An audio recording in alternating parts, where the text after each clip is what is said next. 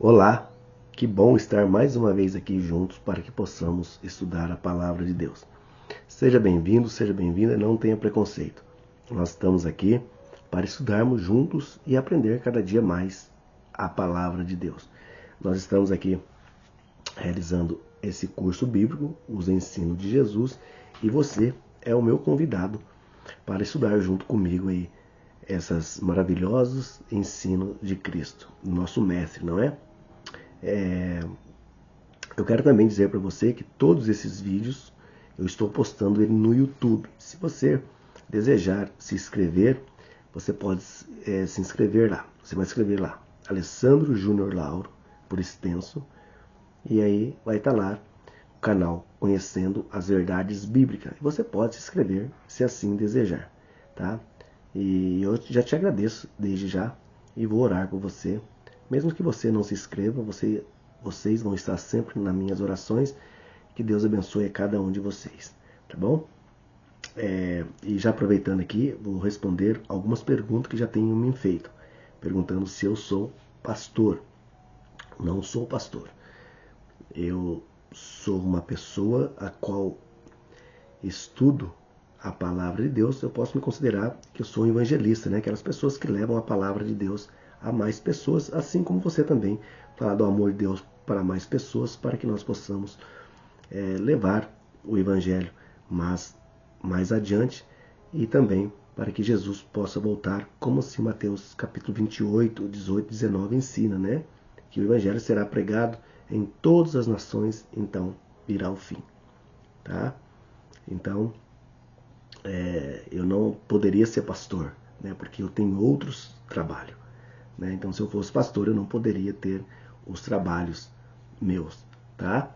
Mas Deus me colocou, né? Me deu esse dom e eu tenho certeza que eu estou sendo um instrumento na mão do nosso Senhor Jesus Cristo, tá bom? E também, assim como você, está sendo também um instrumento na mão do nosso Deus, ajudando aí a fazer a pregação do Evangelho. Então hoje nós vamos estudar sobre a volta de Jesus, o que Jesus ensinou, como será a sua volta, tá? Tá aqui, ó, e eu vou fazer com você esse estudo nesse momento. Feche seus olhos, curva sua fronte, eu quero orar com você. Querido bondoso Pai, graças te damos porque o Senhor é bom e a sua misericórdia dura para sempre. Que nesse momento, Senhor, que eu diminua e o Senhor cresça, para que a tua palavra, Senhor, possa ser aqui levada, Senhor, a mais pessoas e que o teu nome apareça, meu Pai. Que não essa pessoa que vai falar, porque aqui desse lado está um pecador, Senhor. Mas que esse pecador possa apresentar as tuas verdades para que as pessoas possam entender que a sua vinda, Senhor, vai ser o maior evento da história. Dessa vez o Senhor não virá como uma criança, mas virá como o Rei dos Reis e Senhor dos Senhores. E até que o Senhor volte, Senhor, nós ficamos esperando a sua vinda bendita, gloriosa, volta. E tudo isso nós pedimos, Senhor, no nome do Senhor Jesus Cristo. Amém. Amém? Diz amém aí. Amém? Então vamos lá. O que Jesus ensinou sobre a sua vinda? Eu quero destacar aqui um assunto muito importante. Você já tem ouvido falar por aí, tem um grupo de pessoas aí ensinando que a vinda de Jesus vai ser secreta. Avião, carro, trem, tudo desgovernado, porque é um arrebatamento secreto. A Bíblia não ensina isso, tá? Se você aprendeu assim, você aprendeu errado. Por isso eu quero chamar a sua atenção hoje para esse estudo, para você aprender de uma vez por todas como vai ser a vinda de Jesus. Quando você aprender como será a vinda de Jesus, vai ser mais fácil você estudar os textos bíblicos, tá bom? Então, se o vídeo ficar hoje um pouquinho mais extenso, eu peço a sua paciência para que você assista em 2, 3, 4, 10 etapas, para que mais você não deixe de assistir, tá bom? Que Deus abençoe a sua vida, tá? Então vamos lá. O que Jesus ensinou sobre a sua volta? Jesus voltará em glória e majestade. Essa tem sido a bem-aventurança e feliz a esperança dos crentes que ao longo do milênio que ao longo do milênio essas pessoas já esperavam, né? Aqui vai dizer, Enoque, o sétimo depois de Adão, já aguardava esse evento. Judas, capítulo 1, versículo 14. Jó, o primeiro livro da Bíblia a ser escrito, registra as seguintes palavras: porque eu sei que meu Redentor vive, por fim se levantará sobre a terra. Jó, capítulo 19, versículo 25.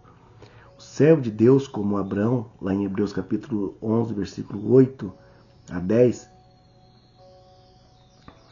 Davi, Salmos 50, versículo 2 e 4. Isaías, versículo 25, 8 e 9. E Abacuque 3, 3 a 13, nutriam a mesma esperança. De fato, a segunda vinda de Cristo é o clímax do Evangelho e do plano da salvação. Ou seja, a volta de Cristo é o clímax, ou seja, é a primeira ali, a mais esperada. Né? Esse é o ponto alto da Bíblia, a volta de Cristo. Né? Antes da sua partida, que promessa que Jesus fez aos seus discípulos? Qual foi a promessa que Jesus fez para os discípulos dele? Olha que promessa. Muitos estudiosos da palavra de Deus dizem assim que essa é a promessa mais, uma delas, né? Mas é uma das mais lindas da Bíblia, que se encontra em João capítulo 14, versículo de 1 a 3, que eu vou ler nesse momento. Não turbe o vosso coração. Credes em Deus, credes também em mim. Na casa de meu Pai há muitas moradas. Se não fosse assim, eu não vos teria dito. Né? Vou preparar o lugar. E quando eu for, eu vos preparar o lugar, voltarei e receberei para mim mesmo, para que onde eu estou, estejais vós também. Veja que promessa. Jesus disse, eu vou subir, vou preparar a morada, e depois eu voltarei e vou levar vocês para mim mesmo, porque aonde eu estou, eu quero que você esteja comigo também. E você, deseja um dia estar lá, nas mansões celestiais? Se você deseja, diz amém aí. Amém, né? Eu desejo um dia estar lá com a minha família. E eu tenho certeza que você também deseja um dia encontrar com o nosso Senhor Jesus Cristo e morar junto com Ele pela eternidade. Tá? Então, antes de subir ao céu, né, Jesus confortou os discípulos com a promessa do seu retorno, a segunda vinda. É a nota tônica da Sagrada Escritura. Esse glorioso acontecimento é mencionado 300 vezes no Novo Testamento e mais de 1.500 vezes em toda a Bíblia. Toda a informação foi para que não restasse dúvidas sobre a importância e a proximidade desse evento. A vinda de nosso Jesus Cristo está breve a acontecer. A qualquer momento Jesus pode voltar a essa terra. Tá?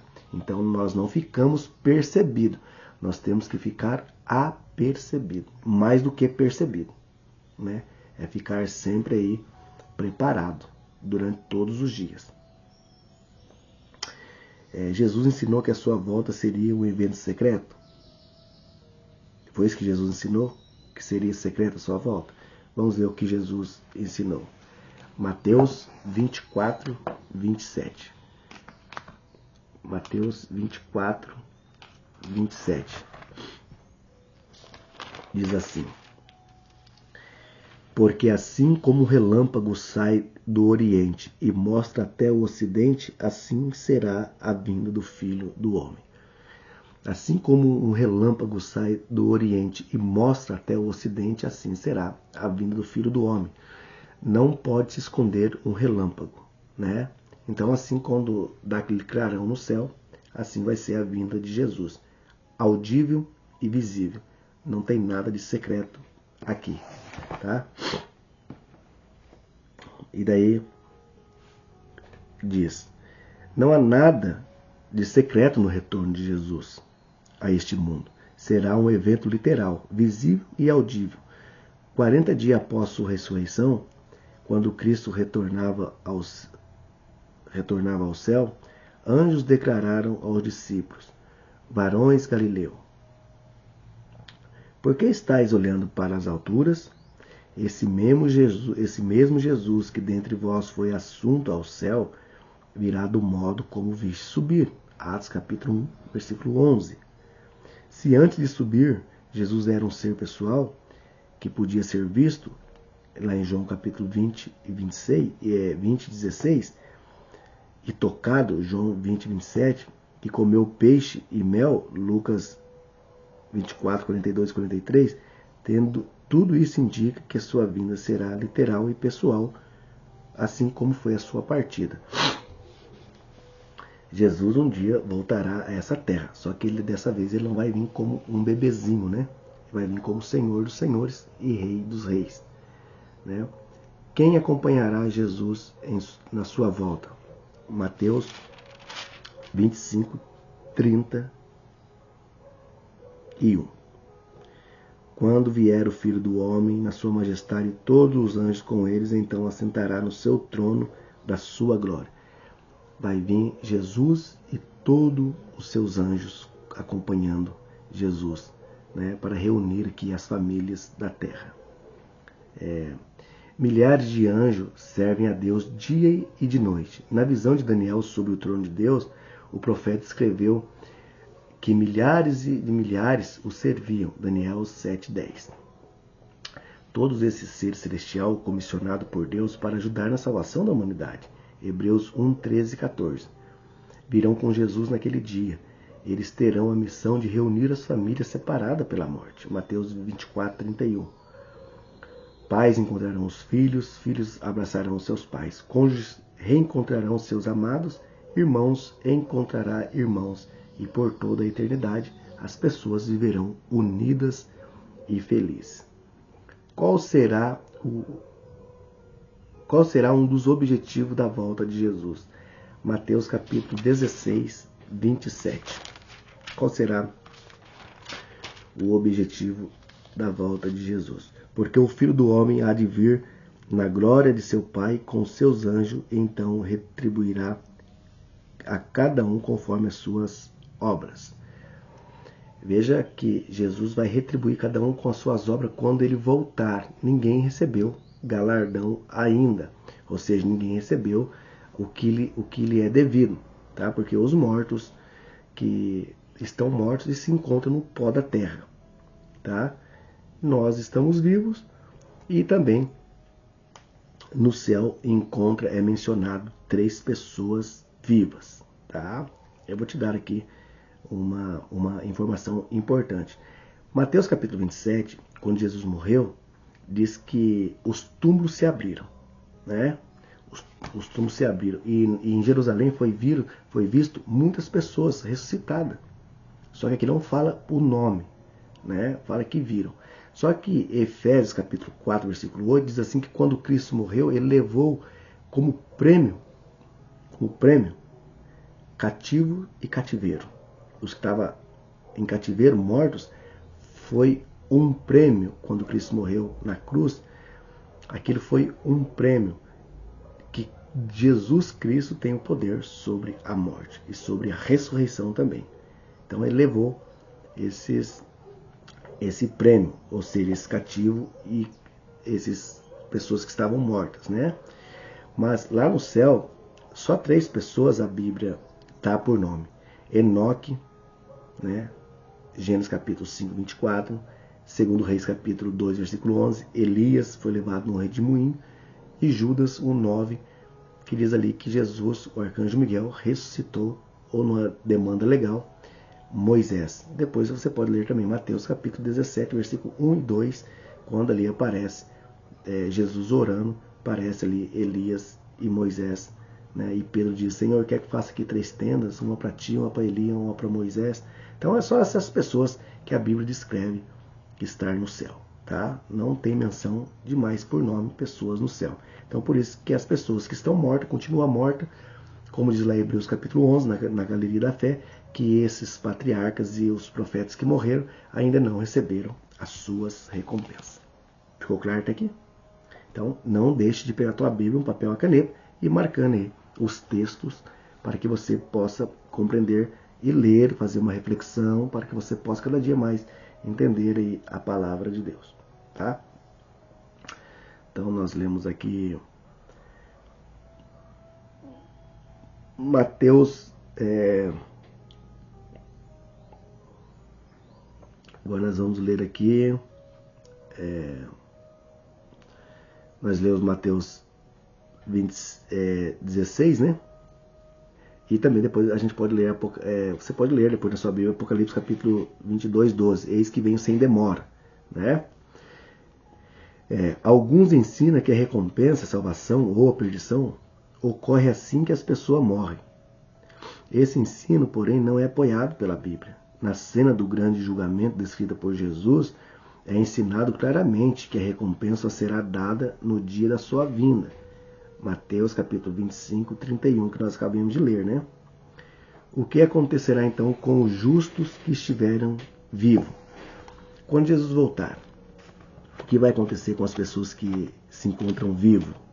Né? 1 Coríntios capítulo 11, 1 Coríntios capítulo 11, 1 Coríntios capítulo 15, na verdade. 15, 51 a 53 eu vou ler.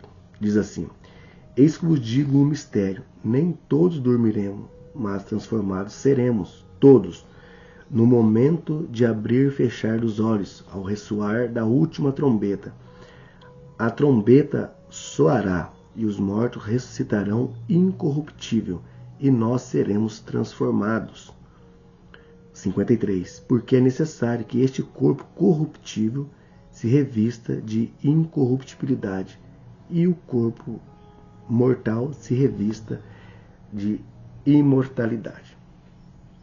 Eu não vou entrar aqui no tema da imortalidade, mas eu quero deixar aqui essa visão da imortalidade, tá? Da imortalidade da alma. Veja que aqui está dizendo assim que esse corpo nosso é corruptível, é corrupto. E quando Cristo voltar, Cristo vai nos transformar, como passar pelo fogo. Vai queimar o pecado, a natureza pecaminosa nossa, que nós temos hoje.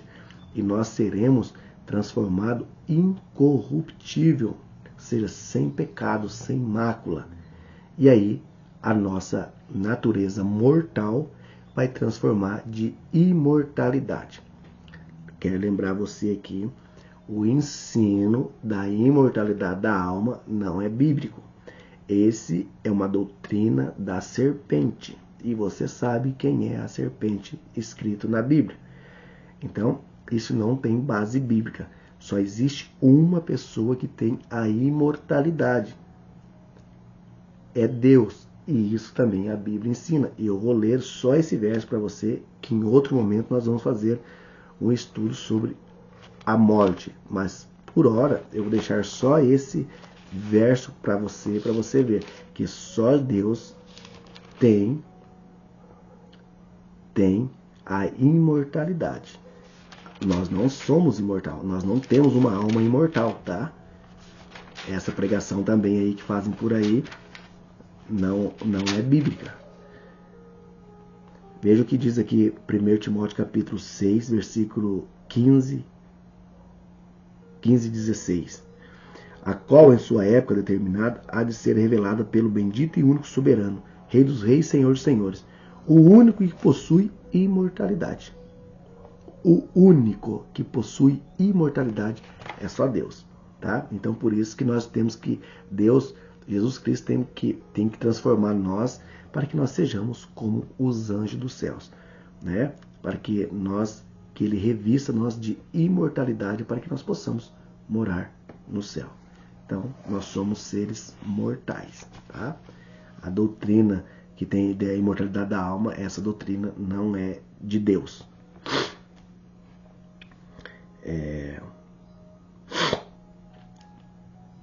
O segundo advento de Cristo afetará duas grandes divisões da humanidade.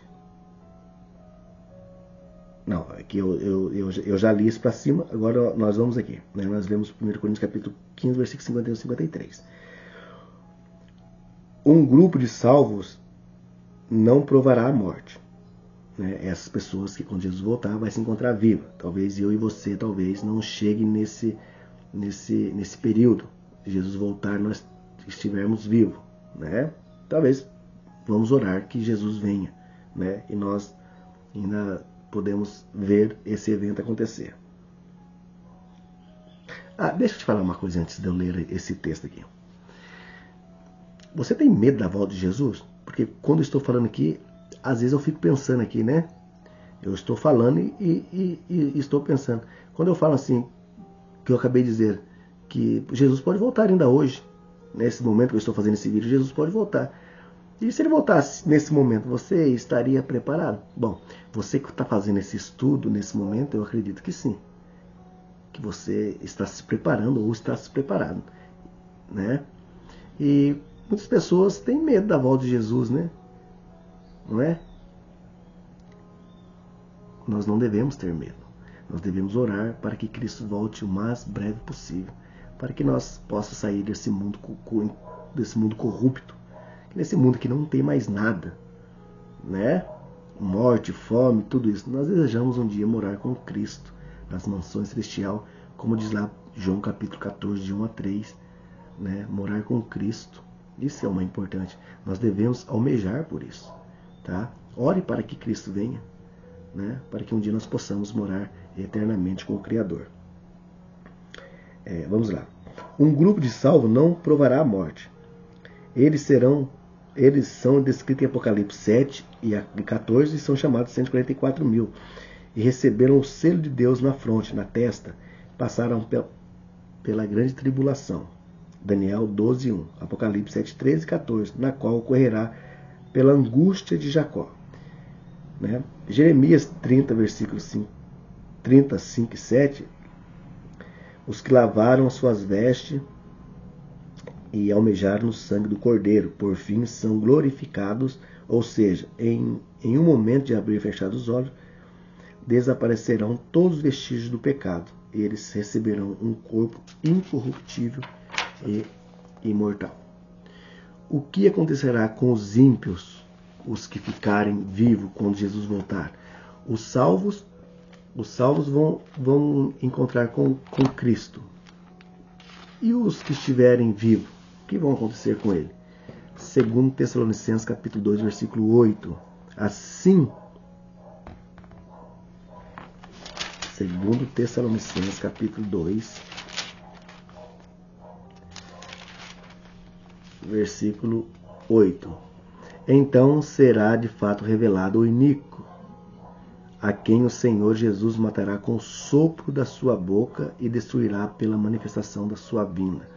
Matará o iníquo, o homem da iniquidade, com o sopro da sua boca. Jesus matará o ímpio quando ele voltar. Veja que texto. Eu lembro que tem um texto na Bíblia, se eu não me engano, é João capítulo 18. Quando eles vão prender Jesus, porque eles perguntam quem é Jesus, Jesus disse, eu sou. Diz que aqueles homens caem, né? Só dele dizer assim, eu sou. Agora imagina, agora esse texto diz assim que quando Jesus voltar, o iníquo, as pessoas vivas, vai morrer pelo sopro da boca de Jesus. Que texto, né?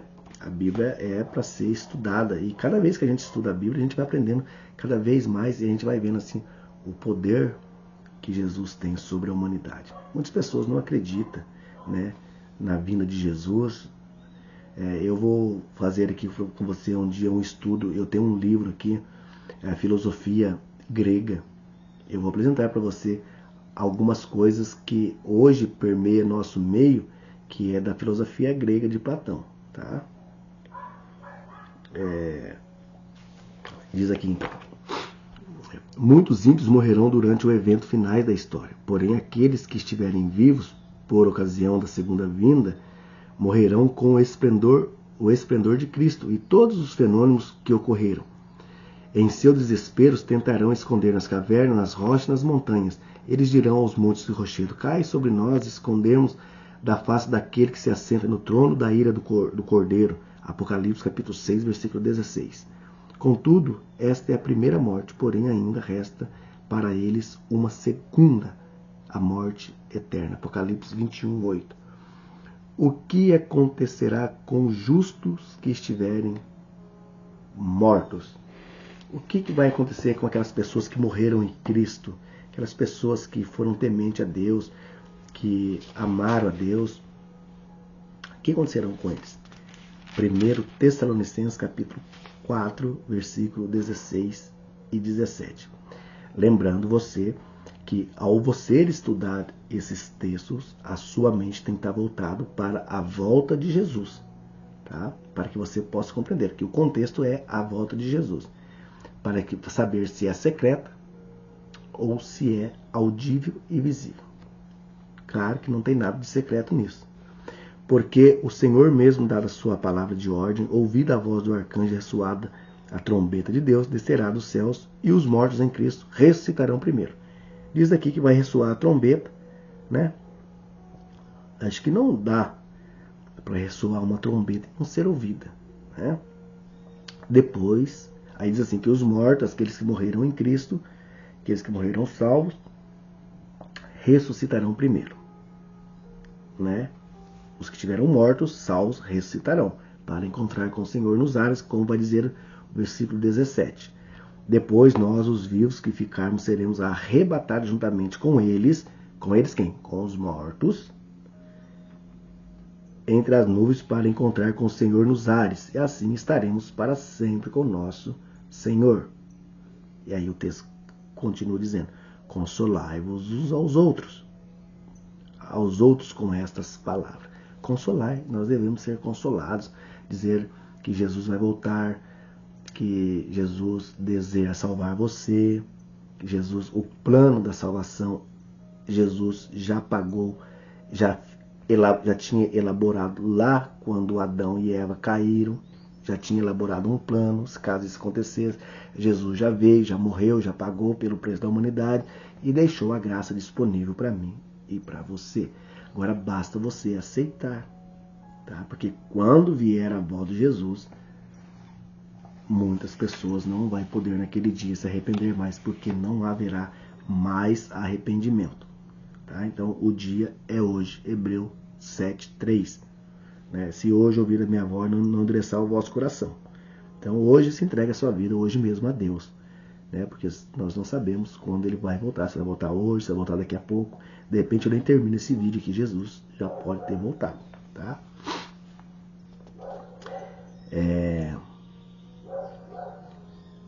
Jesus comparou a morte a um sono. Lucas capítulo 8, 52. João 11, 11. Apocalipse chama o bem-aventurado ou os que morrem no Senhor. Apocalipse capítulo 14, 13. Na volta de Cristo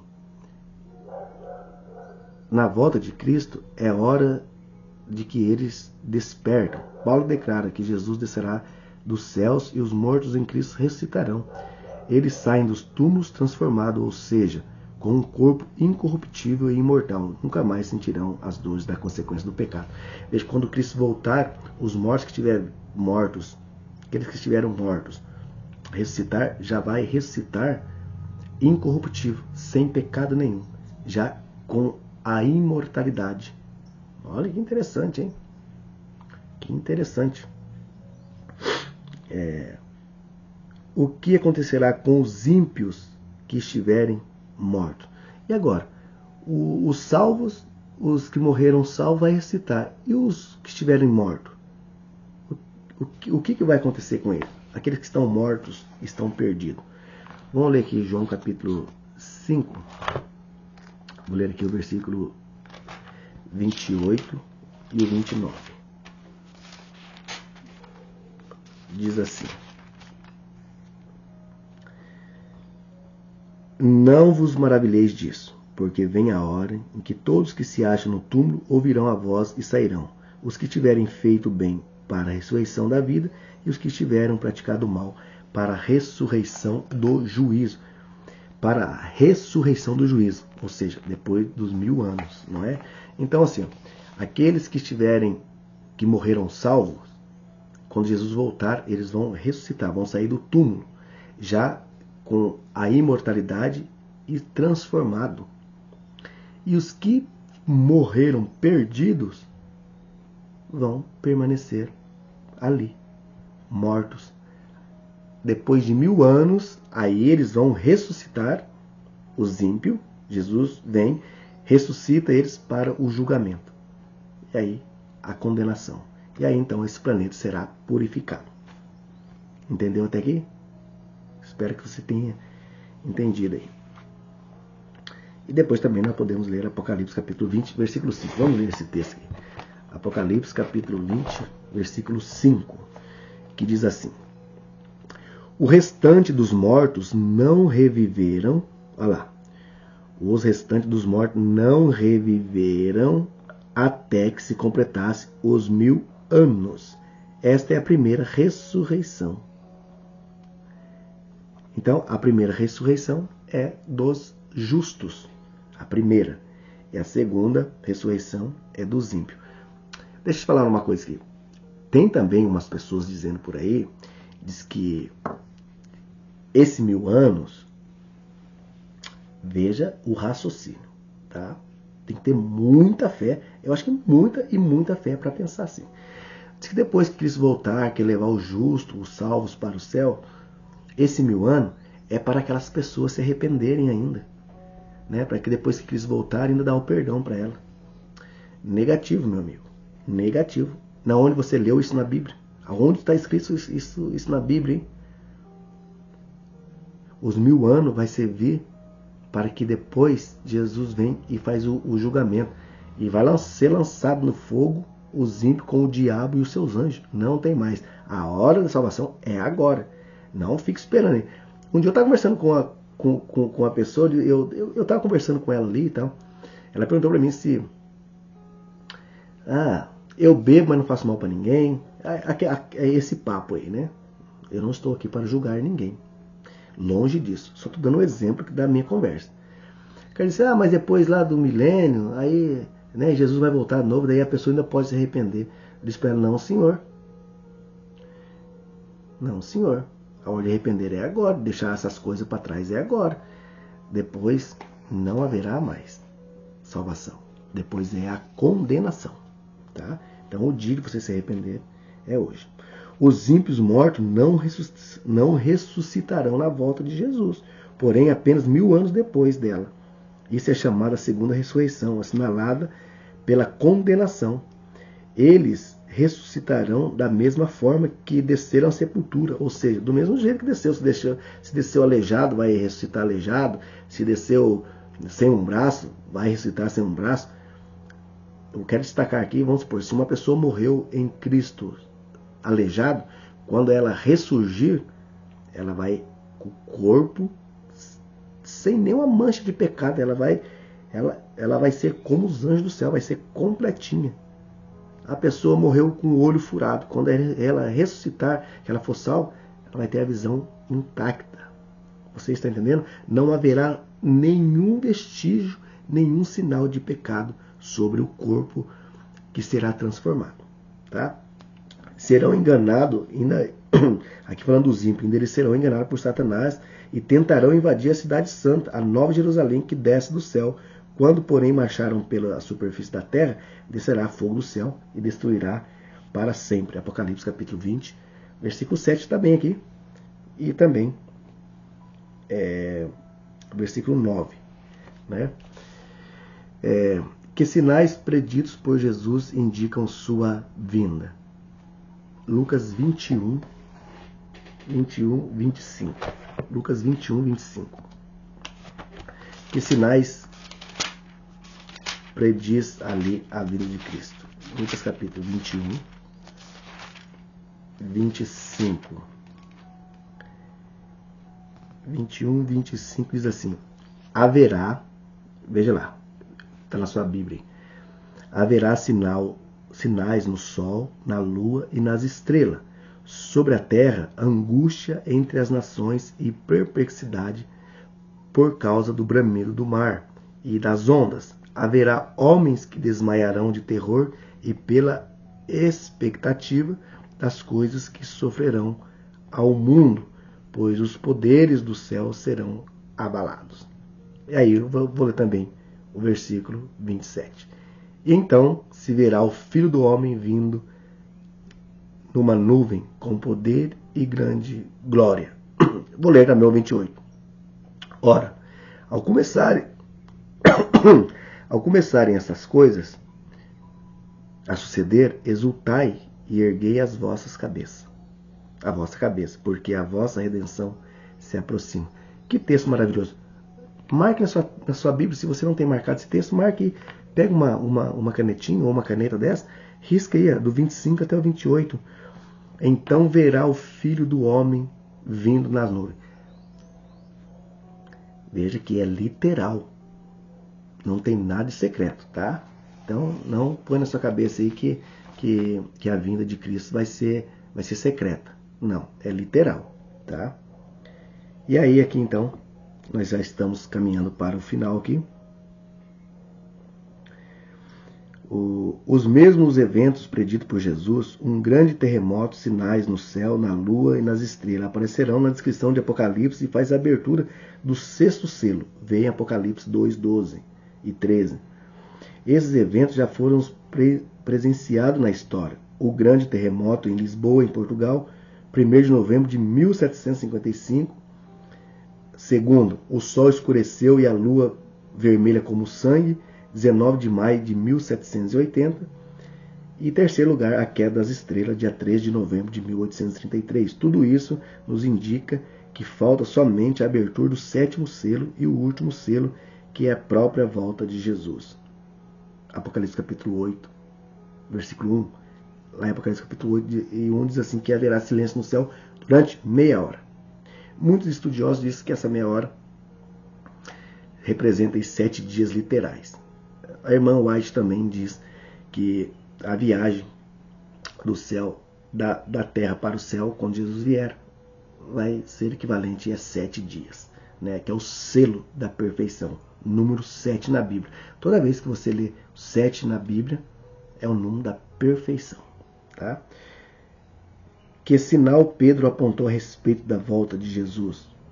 Qual que é o sinal que Pedro apontou sobre a volta de Jesus? Segundo a Pedro 3:3. Segundo Pedro 3:3. Segundo Pedro 3:3. Vamos ver aqui. Segundo carta de Pedro 3:3. Tendo em conta, antes de tudo, que nos últimos dias virão escarnecedores com seus escarnios, andando segundo a própria paixão, e dizendo: onde está a promessa da vinda? Porque desde que os pais dormiram, todas as coisas permanecem como desde o princípio da criação. Veja, diz que nós temos que levar em conta que nos últimos dias as pessoas iriam escarnecer de nós, quando nós estamos falando sobre a vinda de Cristo. Porque ainda existem essas pessoas dizendo aí que o mundo nunca vai acabar, que quando estiver nascendo bebê, mulher ficando grávida e nascendo bebê, o mundo nunca vai acabar. Mentira. Vai acabar. Vai sim, senhor, que a Bíblia escreve. Se você continuar lendo aqui o significado da vinda, diz assim que para o Senhor 1000 dias é como um ano, e um ano é como 1000, e um ano, que um dia para Cristo, um dia é como 1000 anos, e 1000 anos é como um dia, porque Deus é o dono de tudo. Então para ele, assim, se ele quiser voltar agora, ele volta, se quiser voltar daqui então para ele tanto faz, ele é o Todo-Poderoso. Então as pessoas ficam escarnecendo, as pessoas zombando, dizendo assim: não, que nada, se é coisa de crente, o mundo não vai acabar não, né? Vou continuar aí vivendo como eu tô, bebendo, festando. Depois você lê lá Mateus capítulo 24, tá? E vamos encerrar aqui então, e aí vamos lá. O próprio ceticismo e a incredulidade nos nossos dias são sinais da proximidade da volta de Jesus. Jesus alertou que as pessoas estariam comendo e bebendo e casando e dando-se em casamento, sem qualquer preocupação com o fim, assim como foi nos dias de Noé. Mateus 24, 38 e 39, depois você lê lá. A despeito de muitas advertências da Bíblia, muitos ainda vivem como Jesus de fato não fosse voltar. Conclusão. Somos advertidos de que Jesus virá como ladrão, ou seja, em uma hora que não esperamos. Mateus 24, 43, Mateus 24, 43, 44. Segundo Pedro 3,10. Ninguém julga estar isento do perigo de ser apanhado de surpresa. Só existe uma saída, estar pronto. Isso só acontecerá quando a volta de Jesus for grande prioridade na nossa vida. Quanto tempo você tem decidido se preparar para esse evento?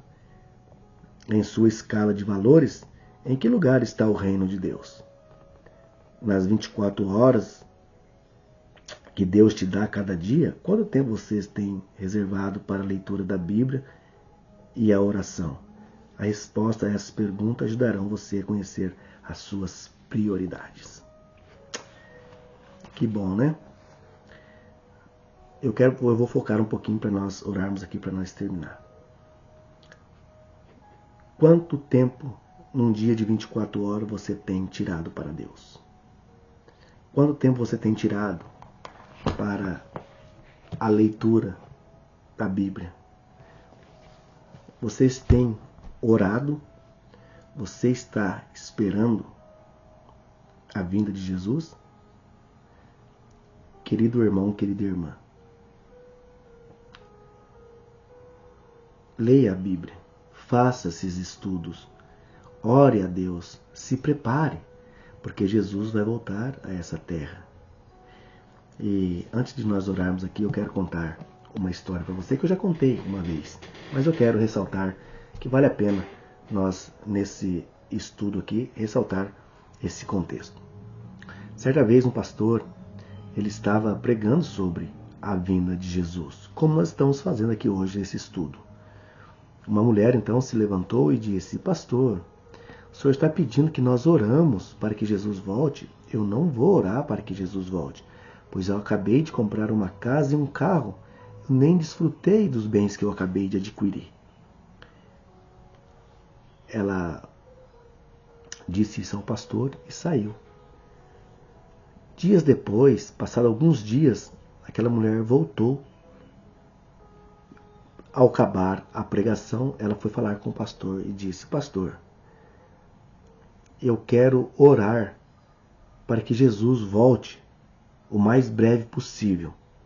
E o pastor, então, confuso com a decisão daquela mulher que a rebateu durante a sua pregação da vinda de Jesus, perguntou para ela: mas o que te levou a querer orar para que Jesus volte? Porque poucos dias atrás você disse que não queria orar para que Jesus voltasse, porque você tinha acabado de comprar uns bens e queria desfrutar deles. Ela então respondeu: porque a essa semana roubaram o meu carro. Feche seus olhos com a sua fonte que eu quero orar com você. Obrigado, Pai, por esse estudo. Nós aprendemos no dia de hoje, pelas tuas palavras saírem da tua boca, Senhor, que é o livro sagrado, a Bíblia, que a sua volta vai ser literal, Senhor. Esse evento, Senhor, vai ser audível e visível. Portanto, que Apocalipse capítulo 1, versículo 7 diz: eis que venho com as nuvens e todo olho o verá. E esse dia, Senhor, vai ser um dia espetacular, vai ser um evento, Senhor, mundial. Todo o planeta, Senhor, todo mundo verá a sua vinda, Senhor. E nós, os teus filhos, Senhor, que estamos preparando, mesmo sendo indignos, Senhor, da tua graça, mas pela tua misericórdia, pelo aquele sangue derramado naquela cruz, Senhor, o Senhor deu aí o seu perdão para todos nós. Basta nós queremos que nesse dia, Senhor, o Senhor reserva para nós o lugar ao teu lado aí no céu. É o que nós pedimos no nome do Senhor Jesus Cristo. Amém. Amém. Que Deus abençoe grandemente a sua vida e nós nos encontramos então num próximo estudo. Que Deus abençoe a sua semana e que você mantenha as suas leituras da Bíblia e também permaneça em oração. Que Deus abençoe.